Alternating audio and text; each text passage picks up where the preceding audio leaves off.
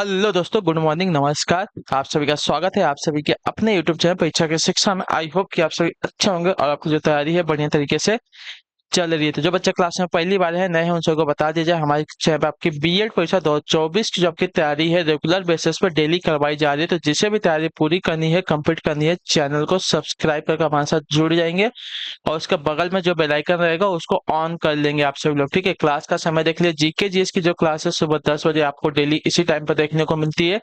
Reasoning की जो class है दोपहर को 1 बजे आप सभी को देखने को मिलती है। कला वर्ग की जो क्लास है आपको शाम को 4 बजे देखने को मिलती है और जो हिंदी की क्लास है आपको शाम को 7 बजे हमारे चैनल पर देखने को मिलती है। ठीक है, तो क्लासेस का जो शेड्यूल है, टाइम टेबल है, आप लोग याद करके रखेंगे। इसी टाइम पर वो क्लासेस से जुड़ना है, अपनी तैयारी को जो है पूरा और कंप्लीट करना है। बाकी अगर आपका कोई डाउट है, कोई क्वेश्चन है, कोई क्वेरी है, इसके अलावा तो आप हमें आके इंस्टाग्राम पर पूछ सकते हैं। परीक्षा के शिक्षा का इंस्टाग्राम का पेज है, नीचे डिस्क्रिप्शन में आप सभी को इसका लिंक मिल जाएगा। हमारे टेलीग्राम का जो चैनल है, इसका भी लिंक आप सबको नीचे डिस्क्रिप्शन में मिल जाएगा। यहाँ पे जाकर आप ज्वाइन हो, यहाँ पे डेली बेसिस पे आपको क्लास का पीडीएफ है, नोट्स है, वो भी आपको यहाँ पे दिया जाता है। और आपका एग्जाम का अपडेट है और क्लास का अपडेट है, आपको यहाँ पे डेली बेसिस पे दिया जाता है, जिससे आपकी क्लास जो है मिस नहीं होती है। ठीक है, तो चलेंगे क्लास स्टार्ट करेंगे। एक एक क्वेश्चन को ध्यान से अच्छे से देख कर उत्तर देने की कोशिश करेंगे साथियों, सही सही आपका उत्तर क्या हो जाएगा। ठीक है, तो चलिए क्लास स्टार्ट करते हैं। फर्स्ट क्वेश्चन देखते हैं आपका क्या पूछा गया है, बताने की कोशिश करेंगे आपका। देखिए, क्वेश्चन नंबर 1 आपका दिया गया है, बताने की कोशिश करेंगे। राइट आंसर क्या हो जाएगा? आवर्त सारणी के पांचवें अंतराल और दूसरे ए समूह में किस तत्व को रखा गया है, बताइए।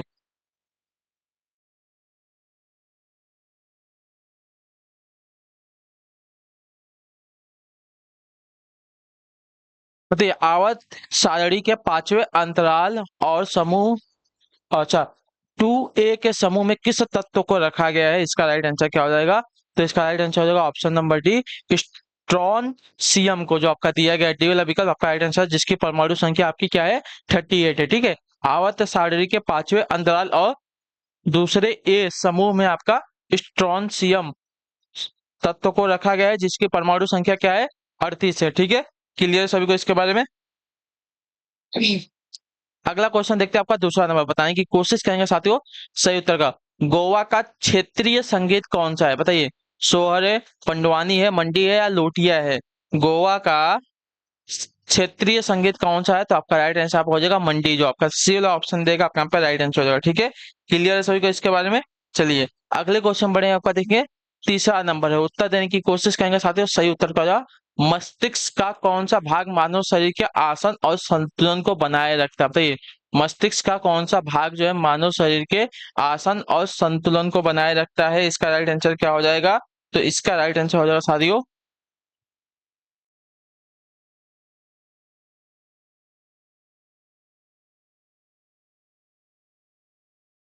एक मिनट रुक जाइए यहाँ।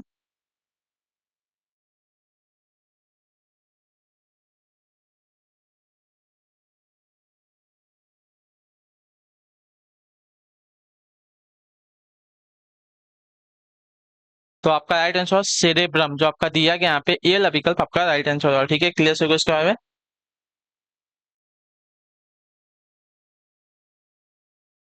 ठीक है,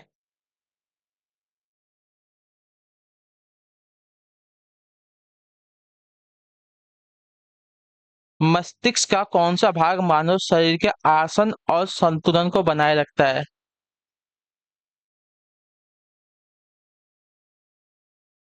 तो आपका जो दिया गया है, देखिए, ये सेरिबम जो दिया गया आपका गलत है, लेकिन इसका जो आंसर होता है आपका सेरी बेलम होता है। ठीक है, सेरी बेलम जो आपकी किसके अंतर्गत आता है? सेरेब्रम के अंतर्गत आता है। ठीक है, इतने याद रखेंगे, सेरी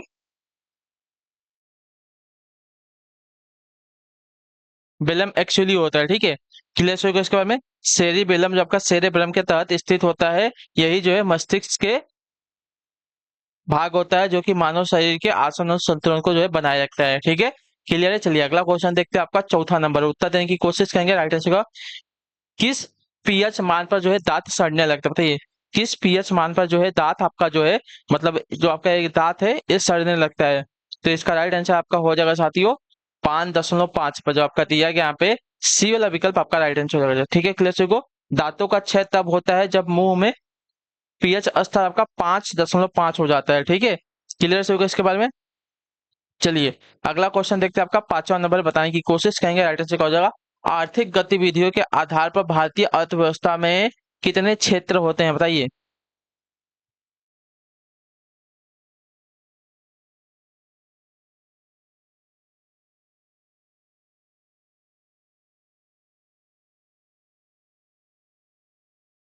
तो आपका राइट आंसर यहाँ पे हो जाएगा साथियों तीन। जो आपका बी वाला विकल्प देगा आपका यहाँ पे सही उत्तर होगा। ठीक, क्लियर हो गया। इसके बारे में भारतीय अर्थव्यवस्था में तीन प्रकार के क्षेत्र है, प्राथमिक क्षेत्र, द्वितीय क्षेत्र और आपका तृतीय क्षेत्र। ठीक है, क्लियर सभी को। चलिए अगला क्वेश्चन देखते हैं। आपका तीसरा नंबर बताने की कोशिश करेंगे, राइट आंसर हो जाएगा। निम्नलिखित में से कौन सा एक मीठी महक वाला पदार्थ है, बताइए। मीठी महक वाला पदार्थ यहाँ पे कौन सा, अमोनिया, मेथनॉल, एस्टर या इथेनॉल। तो आपका यहाँ पे राइट आंसर हो जाएगा एस्टर। जो आपका सी वाला ऑप्शन देगा आपका यहाँ पे राइट आंसर होगा। ठीक है, क्लियर होगा इसके बारे में। मीठी महक वाला पदार्थ यहाँ पे एस्टर हो जाएगा। अगला क्वेश्चन देखते हैं। आपका सातवां नंबर है, बताने की कोशिश करेंगे साथियों सही उत्तर का। वराह मिहिर ने निम्नलिखित में से कौन सी पुस्तक लिखी है, बताइए। वराह मिहिर ने निम्नलिखित में से कौन सी पुस्तक लिखी है। तो आपका राइट आंसर यहाँ पे हो जाएगा वृहंत संहिता। जो आपका दिया गया सी वाला विकल्प आपका यहाँ पे राइट आंसर हो जाएगा। ठीक है, क्लियर है। वृहंत संहिता वराह मिहिर द्वारा लिखी गई आपकी पुस्तक हो जाएगी। ठीक है, क्लियर है सभी को इसके बारे में। चलिए अगले क्वेश्चन में बढ़ेंगे, उत्तर देने की कोशिश करेंगे। आपका सही उत्तर आपका क्या हो जाएगा। ठीक है, क्या है 18 नंबर, क्या दिया गया है। पहला आधुनिक ओलंपिक खेल निम्नलिखित में से किस शहर में आयोजित किए गए थे, बताइए। पहला आधुनिक ओलंपिक खेल निम्नलिखित में से किस शहर में आयोजित किए गए थे।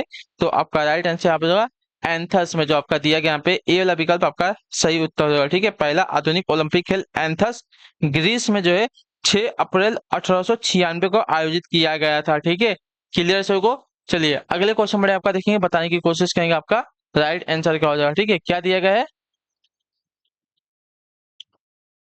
क्वेश्चन नंबर 9 है, लगभग 280 साल के फ्रांसीसी शासन के बाद 1954 में निम्नलिखित में से कौन जो है भारत का एक केंद्र शासित प्रदेश जो है बन गया था। तो आपका राइट आंसर यहाँ पे हो जाएगा साथियों पुदुचेरी। जो आपका दिया गया यहाँ पे सी वाला विकल्प आपका राइट आंसर हो जाएगा। ठीक है, क्लियर हो गया इसके बारे में। 1947 में अंग्रेजों के भारत छोड़ने के बाद भी जो है फ्रांसीसियों ने पांडिचेरी को नहीं छोड़ा था। ठीक है, 1954 में 1 नवंबर को पांडिचेरी मुख्यालय के साथ एक केंद्र शासित प्रदेश जो है बन गया। ठीक है, याद रखिएगा। मई 1956 के हस्तांतरण की संधि पर दिल्ली में हस्ताक्षर किए गए थे। तो पांडिचेरी जो आपका देखिए 2006 में पुदुचेरी नाम इसका जो है रख दिया गया था। ठीक है,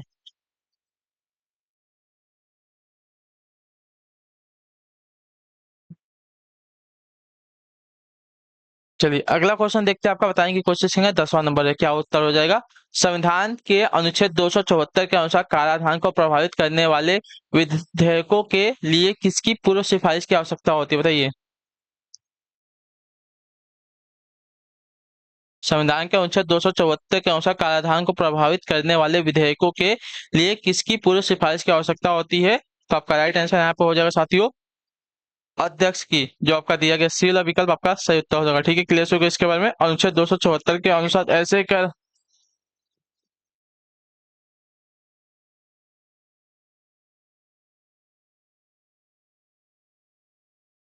अनुच्छेद 274 के अनुसार ऐसे कराधान पर जिसमें राज्य हितबद्ध और प्रभाव डालने वाले विधेयकों के लिए राष्ट्रपति की पूर्व सिफारिश की अपेक्षा होती है। ठीक है, अन्य कुछ अन्य विधेयक हैं जिसमें राष्ट्रपति की पूर्व सिफारिश की आवश्यकता होती है। वह विधेयक जो राज्यों की सीमाओं और राज्यों के नामों से परिवर्तन करना चाहते हैं, और वित्त विधेयक जो आपका अनुच्छेद 110 के अनुसार, और फाइनेंशियल बिल होता है। राज्य विधेयक जो व्यापार की स्वतंत्रता पर प्रतिबंध लगाते हैं, आपका 304 में होता है अनुच्छेद। ठीक है,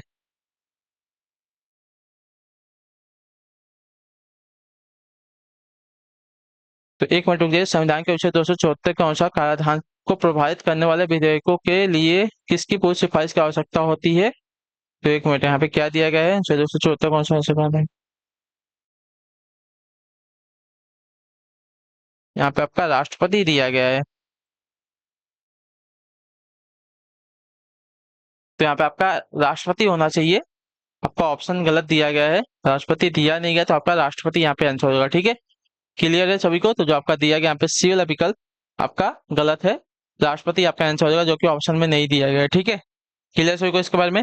चलिए अगले क्वेश्चन में आपका देखें 11 नंबर बताने की कोशिश करेंगे साथियों। सही निम्नलिखित में से कौन सी नदी जो है कृष्णा की सहायक नदी नहीं, बताइए। निम्नलिखित में से कौन सी नदी जो है कृष्णा की सहायक नदी नहीं है? तो कृष्णा की सहायक नदी आपकी जो दी गई है यहाँ पे बेतवा नहीं होगी, बाकी वेन्ना, भीमा, कोयना ये सभी आपकी कृष्णा नदी की सहायक नदियां हैं। ठीक है, क्लियर होगा इसके बारे में। बेतवा जो है आपकी यमुना की सहायक नदी है। ठीक, अगले क्वेश्चन बड़े आपका देखें 12 नंबर बताने की कोशिश करेंगे। राइट आंसर फ्लेमिंग के बाएं हाथ के नियम में कौन सी उंगली वर्तमान की दिशा को दिखाती है? बताइए, फ्लेमिंग के बाएं हाथ के नियम में कौन सी उंगली जो है वर्तमान की दिशा को दर्शाती है? तो आपका राइट आंसर साथियों जो हमारी अंगूठा होता है, आपका राइट आंसर होगा। ठीक है, तर्जनी जो होता है हमारी चुंबकीय क्षेत्र की दिशा की ओर इशारा करती है। मध्य उंगली मतलब जो होती है वो जो है चुंबकीय क्षेत्र की दिशा को इंगित करती है, और जो अंगूठा होता है चालक पर आरोपित बल या उसकी गति की दिशा की ओर संकेत करती है, यानी कि वर्तमान दिशा की ओर संकेत करती है। ठीक है, क्लियर होगा इसके बारे में। तो जो आपका सी वाला विकल्प देगा आपका यहाँ पे राइट आंसर होगा। ठीक, चलिए अगले क्वेश्चन बड़े आपका देखें 13 नंबर उत्तर देने की कोशिश करेंगे। आपका राइट आंसर क्या होगा? क्या दिया गया है? सिंहगढ़ के किले की मुगलों से रक्षा करते हुए निम्नलिखित में से किस मराठा शासक को जो है अपने प्राण गंवाने पड़े थे? बताइए, इसका राइट आंसर क्या हो जाएगा? सिंहगढ़ के किले की मुगलों से रक्षा करते हुए निम्नलिखित में से किस मराठा शासक को अपने प्राण गंवाने पड़े थे? तो आपका राइट आंसर तानाजी मालुसरे को, जो आपका दिया गया यहाँ पे सी वाला ऑप्शन आपका यहाँ पे राइट आंसर होगा। ठीक है, क्लियर होगा इसके बारे में। चलिए, तानाजी मालुसरे को जो है सिंहगढ़ के किले की मुगलों से रक्षा करते हुए जो है अपने प्राण को गंवाना पड़ा था। ठीक है, अगला क्वेश्चन देखते हैं आपका 14 नंबर उत्तर देने की कोशिश करेंगे। सत्यगा जयपुर में स्थित हवा महल का निर्माण किसने करवाया था? बताइए, तो जयपुर में स्थित हवा महल का जो निर्माण है आपका करवाया था राजा सवाई प्रताप सिंह ने, जो आपका दिया गया यहाँ पे बी एल विकल्प आपका राइट आंसर होगा। ठीक है, क्लियर होगा इसके बारे में। चलिए अगले क्वेश्चन पढ़े आपका देखेंगे 15 नंबर बताने की कोशिश करेंगे साथियों। संयुक्त का भारतीय संविधान की किस अनुसूची में पंचायती राज संस्थाओं का प्रावधान है? बताइए, पंचायत भारतीय संविधान की किस अनुसूची में पंचायती राज संस्थाओं का प्रावधान दिया गया है? तो आपका राइट आंसर यहाँ पे हो जाएगा साथियों 11वीं अनुसूची में, जो आपका दिया गया यहाँ पे पहला विकल्प आपका राइट आंसर है। 11वीं अनुसूची में पंचायती राज संस्थाओं का प्रावधान है। ठीक है, क्लियर होगा इसके बारे में। चलिए अगले क्वेश्चन पढ़ेंगे, आपका उत्तर देने की कोशिश करेंगे। आपका राइट आंसर क्या हो जाएगा? ठीक है, 16 नंबर है विक्रमशिला गंगात्मक डॉल्फिन अभ्यारण्य स्थित है कहाँ? बताइए, विक्रमशिला गंगात्मक डॉल्फिन अभ्यारण्य कहाँ पर स्थित है? तो आपका राइट आंसर यहाँ पे हो जाएगा साथियों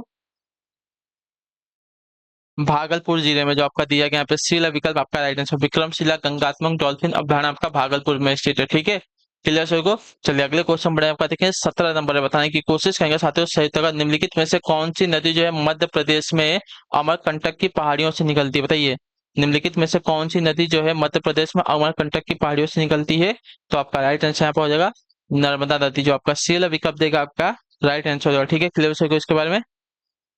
नर्मदा नदी जो है मैकाल पर्वत माला की अमरकंटक पहाड़ी से निकलती है। ठीक है, यह मध्य भारत की एक प्रमुख नदी है। नर्मदा नदी जो है भारत की एकमात्र नदी है जो विभ्रंश घाटी में बहती है। ठीक है, नर्मदा ताप्ती और माही पूर्व से पश्चिम की ओर बहती है। ठीक है, अगला क्वेश्चन देखते हैं आपका 18 नंबर बताने की कोशिश करेंगे। संयुक्त का प्रसिद्ध नृत्यांगना चेमनाचारी, ठीक है, कुन्नी रामन नायर निम्नलिखित में से किस नृत्य से जुड़ी? बताइए, प्रसिद्ध नृत्यांगना चेमनाचारी कुन्नी रामन नायर जो है निम्नलिखित में से किस नृत्य के साथ जुड़ी हुई है? तो आपका राइट आंसर यहाँ पे होगा कथकली, जो आपका ए वाला विकल्प देगा आपका यहाँ पे राइट आंसर होगा। ठीक है, क्लियर होगा इसके बारे में।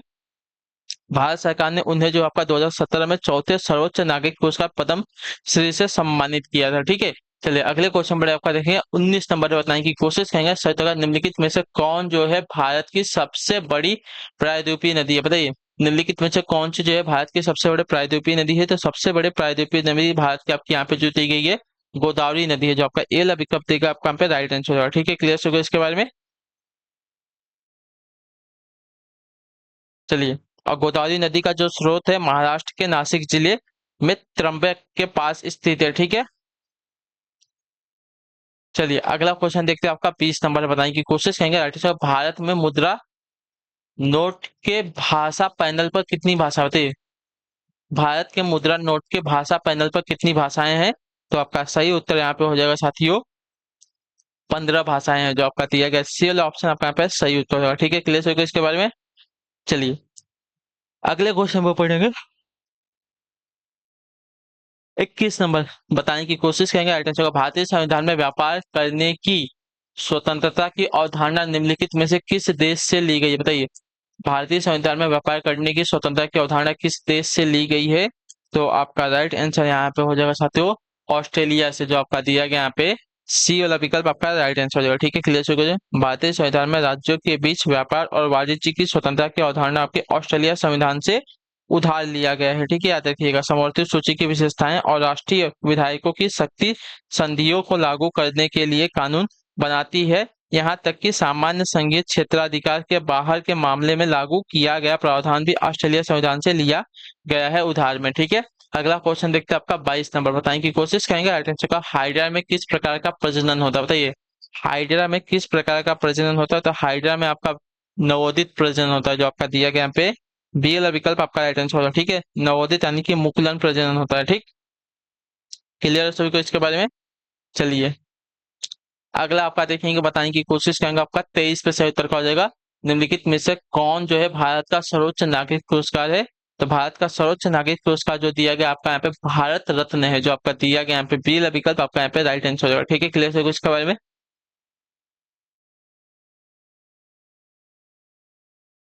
अगले क्वेश्चन बढ़ेंगे आपका, देखिए 24 नंबर बताने की कोशिश करेंगे। सत्य द व्हाइट टाइगर उपन्यास के लेखक कौन है? इसका राइट आंसर क्या होगा?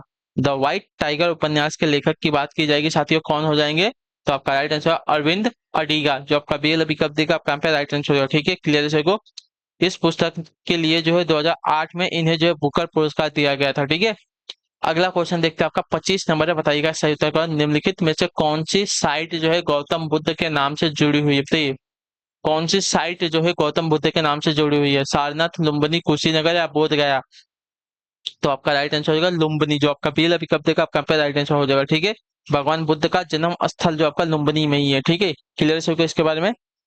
चलिए अगला क्वेश्चन देखते हैं, आपका बताने की कोशिश करेंगे। सही उत्तर का हो जाएगा आपका 26 नंबर है, बताइएगा सही उत्तर का। तो देखिए निम्नलिखित में से कौन सा जो है विशालतम हिमनद है, बताइए। विशालतम हिमनद इसमें से कौन सा हो जाए? तो विशालतम हिमनद जो आपका दिया गया यहाँ पे सियाचिन है, जो आपका दिया गया डी वाला विकल्प आपका सही उत्तर है। हिमनद यानी कि ग्लेशियर। ठीक है, इसकी लंबाई आपकी कुल कितनी है? 72 किलोमीटर की है। ठीक है, क्लियर है। और यहाँ से कौन सी? तो नुब्रा नदी निकलती है। ठीक है, और विश्व का सबसे ऊंचा युद्ध स्थल भी इसको ही कहते हैं, सियाचिन को। अगला आपका देखेंगे 27 नंबर है, बताने की कोशिश करेंगे। सत्तर निम्नलिखित में से किस वर्ष को जो है संयुक्त राष्ट्र द्वारा स्वदेशी भाषाओं का अंतर्राष्ट्रीय वर्ष के रूप में घोषित किया गया है, बताइए। निम्नलिखित में से किस वर्ष को जो है संयुक्त राष्ट्र के द्वारा जो है स्वदेशी भाषाओं का अंतर्राष्ट्रीय वर्ष के रूप में घोषित किया गया है? तो आपका राइट आंसर यहाँ पे हो जाएगा साथियों वर्ष 2019 को, जो आपका सील ऑप्टिकल किया गया आपका राइट आंसर। संयुक्त राष्ट्र संघ द्वारा 2019 को जो है स्वदेशी भाषाओं का अंतर्राष्ट्रीय वर्ष के रूप में घोषित किया गया। ठीक है, अगला आपका 28 नंबर है, बताने की कोशिश करेंगे। राइट आंसर निम्नलिखित में से कौन सी एक राष्ट्रीय पार्टी नहीं है इसमें से? तो देखिए इसमें से आपकी जो द्रविड़ मुन्नेत्र कड़गम दी गई है आपकी राष्ट्रीय पार्टी नहीं है। ठीक है, बाकी कम्युनिस्ट पार्टी ऑफ इंडिया, नेशनलिस्ट कांग्रेस पार्टी, बहुजन समाज पार्टी, भारतीय राष्ट्रीय कांग्रेस, भारतीय जनता पार्टी। देखिए कम्युनिस्ट पार्टी ऑफ इंडिया आपकी दो होती है, एक तो मार्क्सवादी वाली और एक तो कम्युनिस्ट पार्टी ऑफ इंडिया, सिर्फ इतनी होती है। उसका बहुजन समाज पार्टी, उसका राष्ट्रवादी कांग्रेस पार्टी, अखिल भारतीय तृणमूल कांग्रेस और नेशनल पीपल पार्टी। ठीक है, तो आपकी कुल 8 नेशनल पार्टीज है, लेकिन द्रविड़ मुन्नेत्र कड़गम आपकी एक राज्य पार्टी है, आपकी राष्ट्रीय कांग्रेस पार्टी नहीं होगी। ठीक है, क्लियर हो गया इसके बारे में। चलिए अगला क्वेश्चन देखते हैं, आपका 29 नंबर है, बताने की कोशिश करेंगे। प्रत्येक 2 वर्ष के बाद राज्यसभा में कितने सदस्य गण जो है सेवा निवृत्त यानी कि रिटायर हो जाते हैं? तो आपका राइट आंसर यहाँ पे हो जाएगा साथियों 1/3, जो आपका दिया गया सी वाला विकल्प आपका सही उत्तर होगा। ठीक है, भारतीय संविधान के लोकसभा व राज्यसभा 2 सदन होते हैं। लोकसभा अस्थाई तथा राज्यसभा आपका अस्थाई सदन होता है। ठीक है, राज्यसभा में अधिकतम जो आपके 250 सदस्य हो सकते हैं, इसके 1/3 सदस्य हर 2 वर्ष के बाद आपके सेवानिवृत्त यानी कि रिटायर हो जाते हैं। इनके स्थान पर जो है नए सदस्य चुन लिए जाते हैं। ठीक है, क्लियर है। लोकसभा आपका अस्थाई और राज्यसभा आपका अस्थाई सदन होता है। ठीक, तीसरा 30 नंबर है, बताने की कोशिश करेंगे। संविधान सभा द्वारा भारतीय संविधान को कब पारित किया गया था, बताइए। संविधान सभा द्वारा भारतीय संविधान को कब पारित किया गया था? तो आपका राइट आंसर यहाँ पर 26 नवंबर 1949 को। जो आपका डी अभी कब देगा आपका सही उत्तर है। ठीक है, क्लियर हो गया इसके बारे में। भारतीय संविधान द्वारा सॉरी संविधान सभा द्वारा भारतीय संविधान को आपका 26 नवंबर 1949 को जो है पारित किया गया था। ठीक है, भारतीय संविधान सभा का निर्माण आपका 6 दिसंबर 1946 को किया गया। भारत के संविधान के निर्माण में 2 वर्ष 11 माह और 18 दिन का जो है समय लगा था। यह संविधान जब का 26 नवंबर 1949 को बनकर तैयार हुआ और उसी दिन जो है पारित भी हो गया। 26 नवंबर 1949 को जो संविधान लागू किया गया था। ठीक है, अगले क्वेश्चन पर आपका देखिए 31 नंबर बताने की कोशिश करेंगे। आरटीसी का वर्ष 1904 में किसने क्रांतिकारियों की गोपनीय समिति के रूप में अभिनव भारत का आयोजन किया था? तो आपका राइट आंसर यहाँ पर हो जाएगा विनायक दामोदर सावरकर ने। ठीक है, विनायक सावरकर और गणेश सावरकर ने 1899 में नासिक में गुप्त क्रांतिकारी संगठन मित्र मेला शुरू किया। यह उस समय जो है महाराष्ट्र में कई ऐसे क्रांतिकारी समाजों में से एक था जो सशस्त्र विद्रोह के माध्यम से ब्रिटिश शासन को उखाड़ फेंकने में विश्वास रखते थे। ठीक है, वर्ष 1904 में महाराष्ट्र के जो है 200 सदस्यों की बैठक में विनायक दामोदर सावरकर ने जो है इसका नाम बदलकर अभिनव भारत रख दिया था। ठीक है, क्लियर सही वो। चलिए अगला क्वेश्चन देखते हैं आपका 32 नंबर बताने की कोशिश करेंगे। आरटीसी का ध्वनि तरंगों की गूंज के लिए कौन सा जिम्मेदार होता है? परावर्तन, अपवर्तन, व्यक्तीकरण या ध्रुवीकरण? तो देखिए ध्वनि तरंगों की गूंज के लिए आपका परावर्तन जो आपका जिम्मेवार होता है। तो जो आपका ये विकल्प देगा आपका यहाँ पे राइट आंसर होगा। ठीक है, क्लियर हो इसके बारे में। चलिए अगला क्वेश्चन देखते हैं आपका 33 नंबर बताने की कोशिश करेंगे। आरटीसी का बिजली के हीटर में कौन सी सामग्री प्रयुक्त होती है? बिजली के हीटर में कौन सी सामग्री प्रयुक्त होती है? तो बिजली के हीटर में आपकी जो सामग्री प्रयुक्त होती है कौन सी? तो आपका राइट आंसर यहाँ पे हो जाएगा साथियों नाइक्रोम। जो आपका दिया गया यहाँ पे ए वाला विकल्प आपका राइट आंसर। बिजली के हीटर में नाइक्रोम प्रयुक्त होती है। नाइक्रोम जो है निकिल, क्रोमियम तथा लोहे की मिश्र धातु होती है। ठीक है, चलिए अगले क्वेश्चन बढ़े आपका 34 नंबर बताने की कोशिश करेंगे साथियों। संयुक्त का भारत में आयोजित फीफा अंडर 17 के विजेता एवं उप विजेता क्रमशः कौन से देश थे? ठीक है, पुराना क्वेश्चन है, 2017 में हुआ था। तो उस समय जो आपके इंग्लैंड व जर्मनी सॉरी इंग्लैंड व स्पेन थे। जो आपका दिया गया सी विकल्प आपका राइट आंसर। ठीक है, भारत में आयोजित फीफा अंडर 17 के विजेता व उप विजेता, तो विजेता आपका इंग्लैंड था और उप विजेता आपका स्पेन था। ठीक है, क्लियर सभी को याद रखेंगे, इंपॉर्टेंट क्वेश्चन पूछ सकता है आपसे। 35 नंबर आखिरी क्वेश्चन बताएंगे सभी तक। इनमें से कौन सा एल्युमिनियम का एक अयस्क है? बताइए एल्युमिनियम का अयस्क इसमें से कौन सा होता है? तो एल्युमिनियम का अयस्क ऑक्साइड होता है। तो जो आपका डी विकल्प देगा आपका यहाँ पे राइट आंसर। ठीक है, एल्युमिनियम का अयस्क यहाँ पे बॉक्साइड हो जाएगा। ठीक, क्लियर सभी को।